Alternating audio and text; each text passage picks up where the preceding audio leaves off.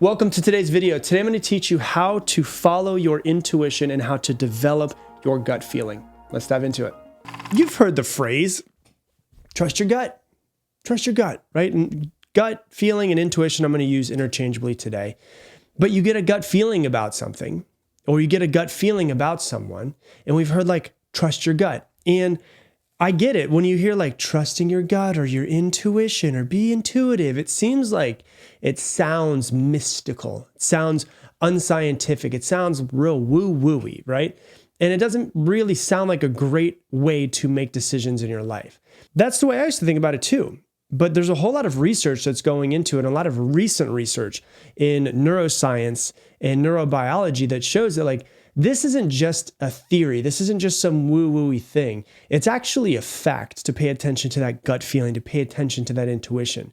In fact, it turns out that your gut, your intuition, may actually be a really powerful tool for you making the right decisions in your life, especially when it comes to assessing people that you meet, but also like assessing situations, opportunities. Is this right for me? Is this not right for me? Is this relationship right for me? Is it not right for me? Is this business path and starting this business, is it right for me? Is it not right for me? And so often we're taught, in this society that we live in, to rely solely on intellect, like what we think about it, and to be rational and to be logic to make our decisions, which those are definitely important. And I've made a lot of decisions based off of logic and being rational and all of that. But very rarely do we think to ourselves, maybe I should trust my gut feeling. Maybe I should trust my emotions. Maybe I should trust my instinct.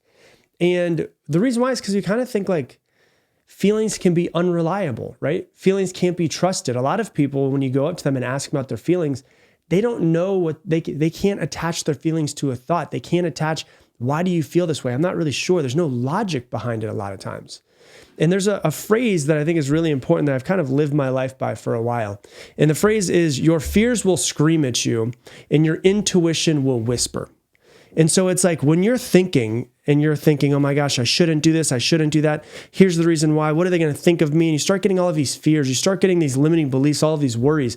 That's your fear. And your fear, which comes from your brain, will scream at you. And the reason why it does that is to keep you in your comfort zone. Your intuition is like this quiet little whisper that's in the background. And it's kind of like that phrase, the heart knows what the mind cannot understand. And this past week, I've gotten this question around intuition twice in the past 3 days around like, hey, how do I know what intuition is? How do I develop my intuition? How do I follow my gut feeling? And I was running a call literally this morning with Mindset Mentor Plus, and this question was popped up, like, how do I know what my gut feeling is? How do I know what my intuition is? And like I always say, if you want to learn more about Mindset Mentor Plus, just go to mindsetmentor.com. There's information there. But when you think about this thing of like, the heart knows, but the mind cannot understand. It's kind of like the gut, the intuitive feeling, the pull that we feel towards something. Sometimes we can't fully comprehend in the moment why we feel a certain way about a person or a situation or whatever it might be. We're not really 100% sure in that moment. But that feeling is still really important and worthy of our consideration. And that's the important thing, which is logically it might make sense. Like we've all done this before, where you meet somebody and you're in front of them and logically there's nothing wrong with them. Like there's not anything off-putting about them. They're not saying anything wrong. They're not acting wrong, but you get like a gut feeling of like, something's not right about this person. And we've all done it where you don't trust your gut feeling because logically the gut feeling just wasn't making any sense. But it's like, I should trust this person. They're good. They're not showing me that they're going to screw me over. And logically it makes sense. And then later on down the road, you find out that there was something wrong with that person. They screw you over. They did something that was wrong or off-putting, wherever it might be. And it's like, oh my God, I should have trusted my gut. Have you ever had that happen before? Like, I should have trusted my gut with that person. Logically, doesn't seem to make sense. And your intuitive gut feeling, it ends up being correct later on down the road. And so sometimes we can't fully comprehend in the moment, like why we feel a certain way about somebody or a situation, good or bad, but later on down the road, it makes a lot of sense. Like for me, when I started this podcast almost a decade ago, and I decided, I had this feeling of like, I feel like I got to go all in on this thing. and I need to quit my job and I need to go all in on the podcast. I need to go all in on my coaching business and grow it and grow myself.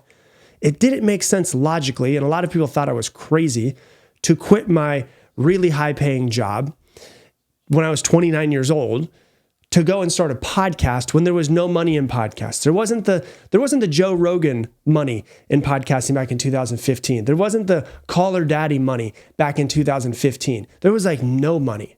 But I had this feeling of like, I feel like this is what I'm supposed to do with my life. And I feel like I should at least follow it. I should at least give it a shot.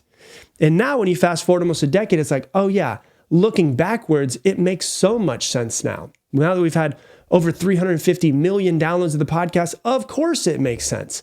But when you're sitting there at a couple 100,000 downloads, a couple months into it, you're like, this doesn't make sense. And so I could have followed my brain and I could be working at a job that I still hate and maybe have just done the podcast on the side. But now it makes sense why that intuition was coming through. And it wasn't screaming at me. The fear was screaming at me. I was terrified to quit my job, to follow this thing. That was screaming at me. My intuition was like, hey, trust yourself. Trust this. This is the way it's supposed to go. And so it can be a good or bad feeling about somebody or a situation, but it can be a good or bad feeling about a circumstance, starting a podcast, growing your business, quitting your job, whatever it might be, getting out of a relationship, getting into a relationship. Hey, real quick, I want to introduce you to something called Mindset Mentor Plus. If you love this podcast, you will absolutely love what I'm about to talk about. I designed Mindset Mentor Plus to help you actively integrate every one of these episodes into your life. And here's how it works. With every episode of this podcast that comes out, Mindset Mentor Plus subscribers get more. You're going to get multiple page, detailed printable worksheets, effectively a mini masterclass that's way more in depth than just this podcast. They also come with journaling questions, challenges, assignments, and so much more, so that you're not just listening to these podcasts passively, but you're actively integrating them into your life. That way you improve much faster. I also do monthly Q&A sessions in there and much, much more. If you want to learn more about it, go to mindsetmentor.com or click the link that's down in the description.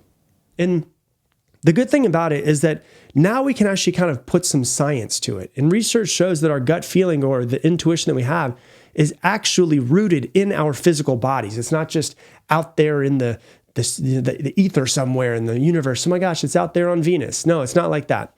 It's actually rooted in a place that's called your ENS. It's the enteric nervous system.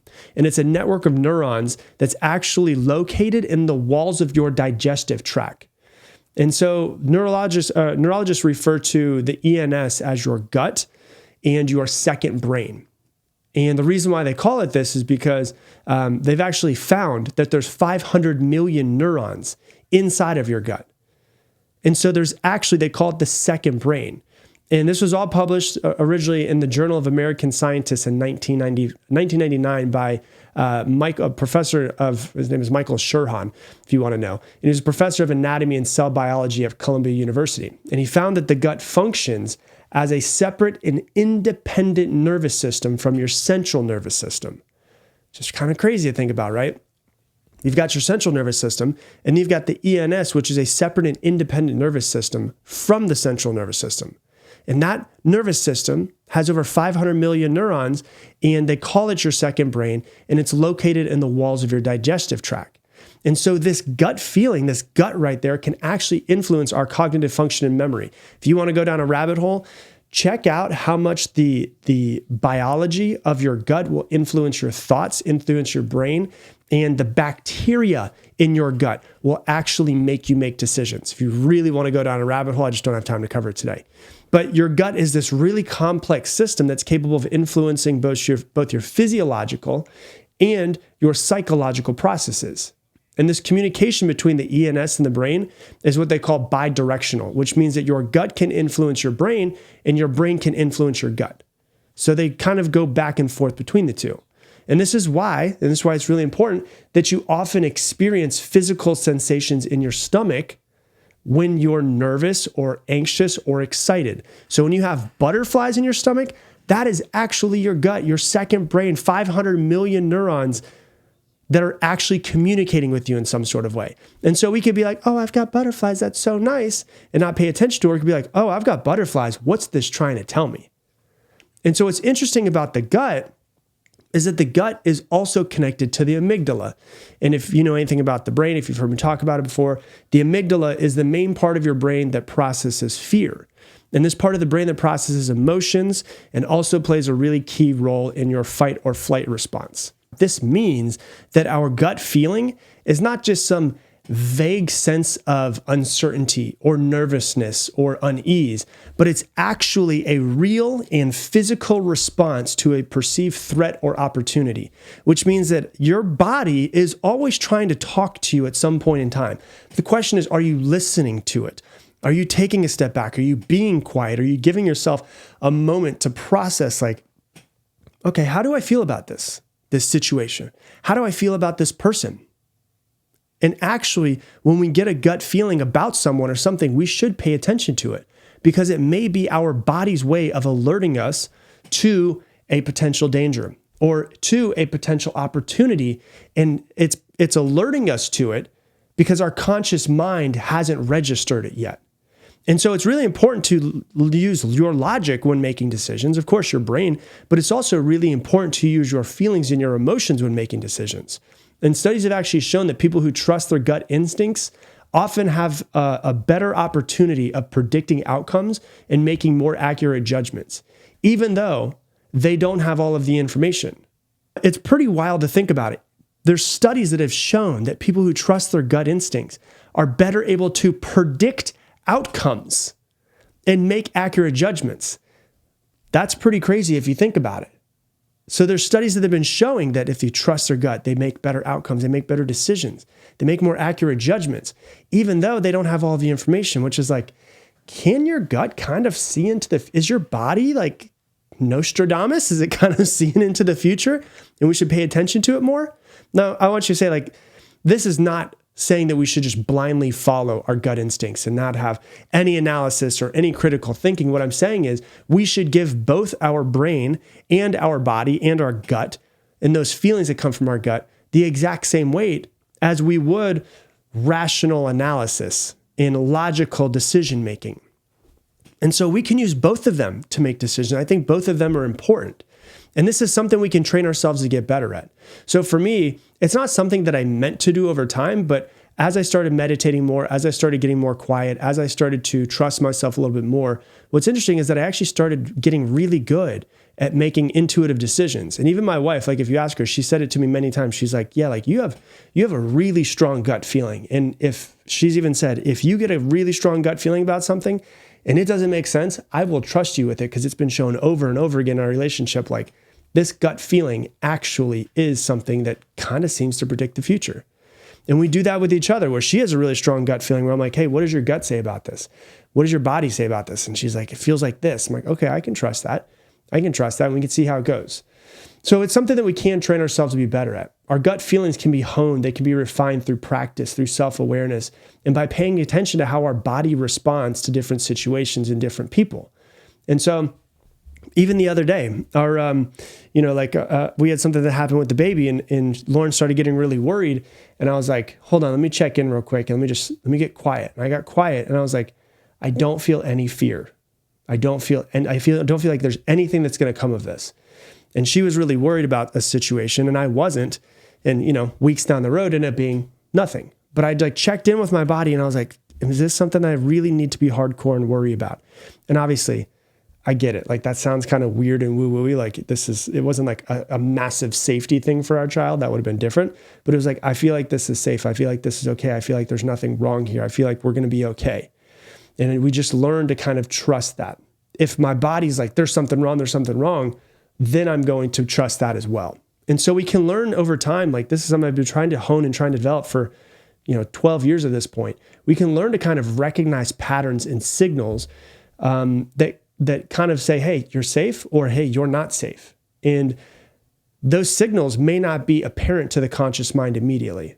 And so it's the exact same example I was given at the beginning, which is like, you might have somebody that they come into your life, they seem like the perfect business partner, they seem like they're really good with money, it seems like they're really good with marketing, and they're like the perfect fit to your business. You're like, I need to bring them on to my business partner. And then 6 years later down the road, they leave with all the money in the business. You're like, damn it, I knew it because I had that feeling when I first met them. Like, I feel like there's something wrong with them, but logically it didn't make any sense. It's the exact same thing for like what I was saying with the podcast. It didn't make any sense, but now it makes sense. And so what I really want you to understand is like, don't dismiss it as irrational or unscientific. Instead, like try to really take a step back and consider it as a piece of information that can help you make better decisions. You can use your brain and your gut to make better decisions. And so remember that your gut feeling is not some random emotion or anything like that. It's a physical response that's deeply rooted in our bodies and our minds. Your mind is picking up on something. Your mind is getting something from somewhere, I don't know, from another person's body that's saying, yes, this is good, or from the other person's body saying, no, this is not good. And it's something's in resonance or it's not in resonance. And so the thing that's super important about it is that, like I said, a lot of time it doesn't make a lot of sense, but usually it makes sense later on down the road. Later on, it makes sense down the road more than anything else. And so the question I always get from people is, how do I develop my intuition? How do I get better at finding my gut feeling? How do I get better at it?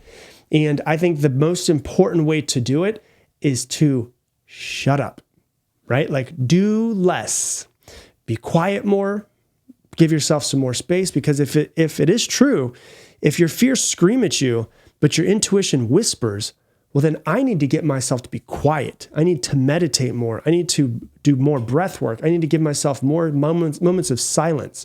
I need to give myself 45 minutes in the morning to drink my coffee and stare outside and just start to think about life and see if maybe there's a little bit of a whisper that comes through, a little bit of an idea. My best ideas come when I'm doing nothing. That's why a lot of people's best ideas come when they're in the shower. Not even when they're on the toilet anymore, because people are on their phones when on the toilet. But your best ideas come in the shower. Why? Because you're quiet. Because you're sitting there. You don't have your phone with you. You're not talking to anybody. You're not at your computer. But it's like you give yourself those moments, those little gaps of space. And that's where I believe in silence is where God or the universe or your higher self, whatever you want to call it, communicates with you through feelings, through a little bit of an idea that pops into your head. And so I want you to think about this. Really hone this in your own brain, your own body. When's the time when you didn't listen to your gut feeling and it backfired? Can you think of one time? And then when's the time when you did listen to your gut feeling and you ended up being right? And so I want you to understand, like, there's a lot of science that's starting to show, and I believe over the next few years, there's going to be more and more and more science that's going to show this. But when you want to make a big decision, I think it's really important to check in with your logic, with your brain, and check in with your gut and your feelings and your emotions, and use both of those two to make the best possible decision that you can for yourself. So that's what I got for you for today's episode. If you love this episode, please share it on your Instagram stories. Tag me in at Rob Dial Jr., ROBDIALJR. The only way that this podcast grows is when you guys share it. And so if you would share it, it would allow us to impact more people's lives. And it's just the best way for you to be able to say thanks. And besides that, if you want to learn more about coaching with me, coaching with my team, go ahead and go to mindsetmentor.com. We have some information on there on the next step. So once again, mindsetmentor.com. And with that, I'm going to leave you the same way I leave you every single episode. Make it your mission to make somebody else's day better. I appreciate you, and I hope that you have an amazing day.